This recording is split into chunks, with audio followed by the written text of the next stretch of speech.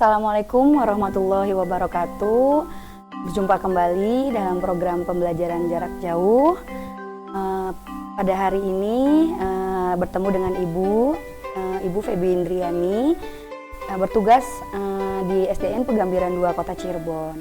Ya, anak-anakku, bagaimana kabarnya hari ini? Semoga selalu sehat ya. Tak henti-hentinya para ibu guru, para bapak guru mengingatkan kalian untuk selalu sadar akan kebersihan dan juga akan protokol kesehatan. Ya, seperti yang kita tahu, protokol kesehatan itu apa saja?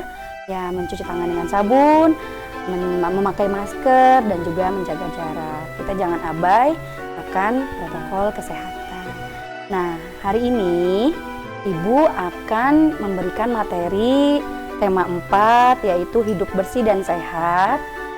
Ya, dalam hidup bersih dan sehat dalam lingkungan rumah, dan juga subtema 1, hidup bersih dan sehat di rumah ya. Sebelum mulai pembelajaran, mari kita doa dulu ya. Berdoa, mulai. Berdoa, selesai. Nah, anak-anakku, Ibu akan sampaikan tujuan pembelajarannya. Tujuan pembelajarannya adalah Bahasa Indonesia KD 3.4, yaitu memahami kosakata dan konsep tentang lingkungan sehat dan lingkungan tidak sehat di lingkungan sekitar, serta cara menjaga kesehatan lingkungan dalam bahasa Indonesia atau bahasa daerah melalui teks tulis, lisan, dan visual. Lalu ada tujuan pembelajaran PPKN KD 3.4, memahami makna bersatu dalam keberagaman di rumah dan di sekolah. Yang selanjutnya, matematika KD 3.8, menjelaskan ruas garis dengan menggunakan model konkret, bangun datar dan bangun ruang. Nah, kalian tahu tidak bahwa halaman rumah yang kotor harus dibersihkan? Disadari atau tidak, halaman rumah atau rumah kita terkadang jarang diperhatikan. Sampah berserakan, tanaman bunga juga jarang disiram. Nah, dan menjadi tanaman bunga itu menjadi kering dan juga banyak yang mati.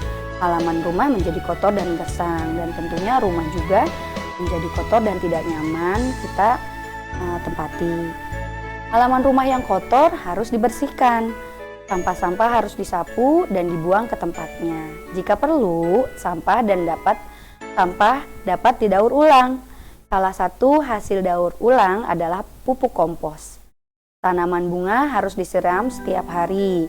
Pot bunga juga harus tersusun rapi. Halaman rumah akan terlihat lebih rapi dan asri. Nah, kita lihat ya. Ada gambar halaman rumah yang kotor. Lihat, perhatikan. Di situ banyak sekali sampah berserakan ya. Nah, itu ciri-ciri halaman rumah yang tidak bersih atau kotor. Yang pertama, ada sampah berserakan dan juga bau. Banyak daun yang berserakan ya. Tidak tersedia tempat sampah. Dan banyak rumput yang mengganggu, tidak dipotong. Coba kalian lihat. Di situ ada banyak sampah berserakan yang nantinya akan menimbulkan bau tidak sedap. Bagaimana? Coba kalian harus melakukan apa agar tidak tercium bau yang tidak sedap? Ya, betul. Kalian harus memasukkan sampah pada tempatnya. Dan juga daun-daun yang berserakan karena apa? Ya, karena ada pohon di rumah kalian dan menjadi daun-daunan yang kering dan berserakan, gugur lalu berserakan di halaman rumah kita, ya. Kita harus bagaimana? Iya, betul, menyapu halaman rumah agar daun-daun yang kering itu bisa diambil dan bersih ya halaman rumahnya.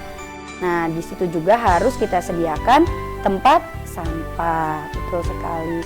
Nah, untuk rumput, jangan lupa kalian harus memotong rumput ketika rumput itu sudah panjang ya, atau sudah mengganggu halaman rumah. Nah, sekarang Ibu akan menjelaskan kata-kata baru yang kita pelajari hari ini. Yang pertama adalah tadi berserakan ya. Nah, berserakan adalah berantakan atau terletak tidak beraturan. Tidak hanya sampah ya anak-anakku, di rumah juga misalkan kalian ada barang-barang atau benda-benda yang berserakan. Contohnya buku-buku di meja belajar kalian berserakan karena tidak dirapihkan. Nah, itu adalah kata baru yang kita pelajari hari ini, berserakan ya. Jadi kalian harus merapikan benda-benda atau sesuatu yang berserakan di rumah. Yang kedua, tersedia. Tersedia adalah sesuatu yang sudah ada. Ya, contohnya di rumah kalian tersedia sofa ya. Di rumah kalian tersedia meja makan, atau di kamar kalian sudah tersedia meja belajar. Nah, itu adalah sesuatu yang sudah ada. Yang ketiga, daur ulang. Nah, daur ulang adalah pemanfaatan barang bekas menjadi bahan yang dapat digunakan kembali. Nah, contohnya apa saja sih Bu yang bisa didaur ulang? Ya, sampah-sampah plastik. Sampah-sampah plastik itu bisa daur ulang kembali ya, dan nanti bisa jadi bahan yang dapat digunakan kembali. Banyak kok contohnya barang-barang atau sampah-sampah yang dapat didaur ulang. Yang keempat, gersang. Gersang adalah sesuatu yang tidak subur atau kering. Ya, kalian tahu tempat atau tanah yang gersang, ya, yang retak-retak itu ya. Nah, itu tanahnya kering ya, tidak subur.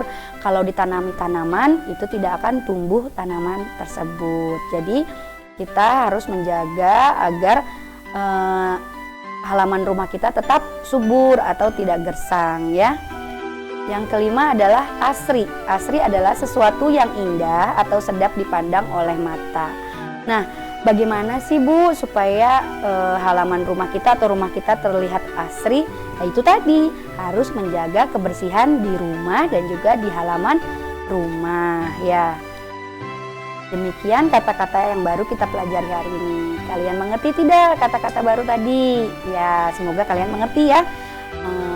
Dan kata-kata itu sering kita gunakan dalam kehidupan kita sehari-hari. Diingat ya anak-anak. Nah, selanjutnya, apa yang harus dilakukan agar lingkungan rumah kita bersih? Kita bisa bersama-sama dengan anggota keluarga yang lain membersihkan lingkungan rumah kita. Contohnya ya, ayah membersihkan mobil ya, atau mencuci mobil. Ibu membersihkan ruang tamu dengan menyapu ya. Kakak membersihkan tempat tidur ya, kamarnya ya, kamar kakak. Adik bisa membantu dengan cara mengumpulkan sampah-sampah yang berserakan di halaman rumah. Nah, itu tadi cara atau yang harus dilakukan bersama-sama dengan anggota keluarga yang lain membersihkan lingkungan rumah. Nah, kebersamaan dalam keluarga harus selalu dijaga. Dengan bergotong royong juga, pekerjaan yang banyak akan terasa ringan. Mungkin kalau kita sendirian ya, membersihkan rumah kita atau halaman rumah kita, wah itu akan memakan waktu yang panjang ya, dari pagi sampai sore mungkin tidak akan selesai kalau kita mengerjakannya sendirian. Tapi kalau kita bergotong royong dengan anggota keluarga yang lain, nah nanti pekerjaan itu akan terasa ringan. Dibagi-bagi pekerjaannya, ada yang membersihkan ini, ada yang membersihkan ini ya. Jadi pekerjaannya ringan dan juga cepat ya. Coba Ibu tanya, kalian kalau di rumah mendapat tugas apa kalau membersihkan rumah? Iya, ada yang sudah bisa menyapu ya anak-anakku, ada juga yang bisa mengepel, ada juga yang sudah bisa menyapu halaman, ya, mencuci piring, ya, tapi hati-hati ya. Nah, mencuci piring harus dengan kakak atau dengan ibu karena takut piringnya pecah, ya, nanti terkena pecahan piring itu. Nah, ya betul, harus iya inisiatif, jangan disuruh, ya, jangan karena disuruh ibu, disuruh ayah, kalian membersihkan rumah, tidak ya. Kalian harus punya inisiatif, mempunyai inisiatif agar rumah menjadi bersih. Nah, ibu kasih contoh nih, ada gambar ya. Tadi ya di halaman rumah itu ternyata ada potongan kertas dan juga kemasan makanan yang berserakan tadi tuh, sampah tadi ya yang di halaman rumah. Ya, nah potongan kertas dan kemasan makanan ini berbentuk apa anak-anak? Ya, potongan kertas berbentuk jajar genjang dan belah ketupat, dan kemasan makanan berbentuk apa? Persegi panjang. Nah, gambar potongan kertas dan kemasan makanan berupa bangun datar. Nah, bangun datar memiliki sisi, sudut, dan titik sudut. Yuk kita sama-sama yuk lihat bangun datar apa saja sih. Nah, potongan kertas sisinya dan sudutnya ya termasuk bangun datar. Nah, ini segitiga ya, segitiga sama sisi. Jumlah ruas atau garis atau sisinya yaitu 3 ya, titik sudutnya 3. Nah, kalau garis itu kalian lihat ada yang di sebelah kiri yang dari bawah ke atas itu garis ya atau sisi. Nah, yang kanannya juga ya itu garis atau sisi. Yang bawah itu juga garis atau sisi. Jadi ada 3 anak-anak. Iya betul. Kalau titik sudut, nah titik sudut itu di paling ujung ya, 1 di atas 1 dan di bawahnya juga yang bawah pojok kanan itu 1. Nah sudut itu berada di pojok-pojok ya anak-anak ya, di pojok kiri, lalu di atas ya, dan di bawah yang di pojok kanan bawah. Nah sudutnya juga ada 3. Nah ini gambar apa anak-anak? Ya gambar balok ya atau kubus. Ya balok ini jumlah ruas sisinya 4, titik sudutnya 4 dan sudutnya 4. Seperti biasa, garis itu dari bawah ke atas, sebelah kiri 1, lalu yang atas dari kiri ke kanan itu 2, dari atas ke bawah yang samping kanan itu 3, lalu sisi keempat itu yang bawah. Ya, jadi jumlah ruas garis atau sisi ada 4. Titik sudut seperti biasa yang ada di pojok-pojok ya, pojok kiri, pojok kanan, bawah, pojok kiri atas, pojok kanan atas. Jadi ada 4. Nah, bangun datar yang lain kita lihat belah ketupat ya. Sama, jumlah ruas garisnya atau sisinya 4. Lihat ya, ada 4. Titik sudutnya 4, sudutnya 4. Lalu ini apa anak-anak? Iya, jajar genjang ya, betul. Seperti tadi ya, seperti gambar sampah yang berserakan. Betul sekali, potongan kertas tadi ya anak-anak ya. Iya, betul. Itu jajar genjang, mempunyai jumlah ruas garis atau sisi 4. Sama saja, titik sudutnya juga 4 dan sudutnya 4. Nah, ini apa anak-anak? Ya, kita sering lihat ya. Dalam contoh di kehidupan kita sehari-hari ada bola kan. Ya bola ini berbentuk apa? Ya betul lingkaran. Ya seperti bulan juga berbentuk lingkaran. Nah lingkaran itu jumlah ruas garis atau sisinya 1. Nah titik 1 itu ya melingkar, itu namanya ruas garis atau sisi. Titik sudutnya 0, sudutnya juga 0. Nah kita lanjut ya ke evaluasi soal.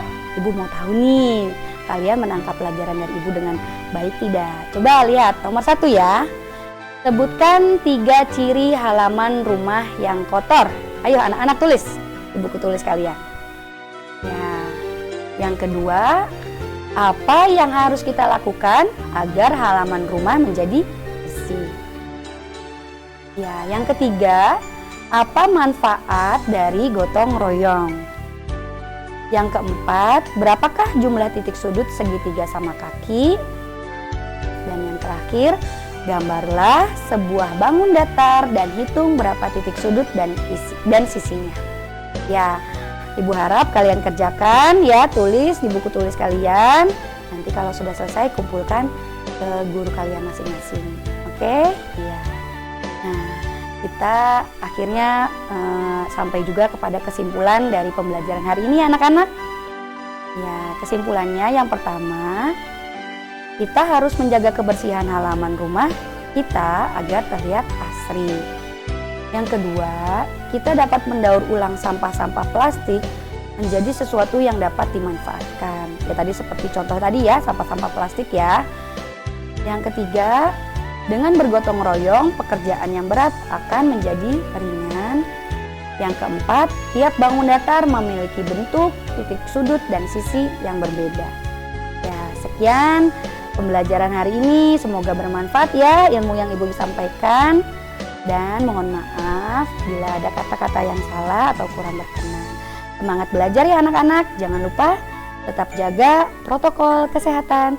Wassalamualaikum warahmatullahi wabarakatuh.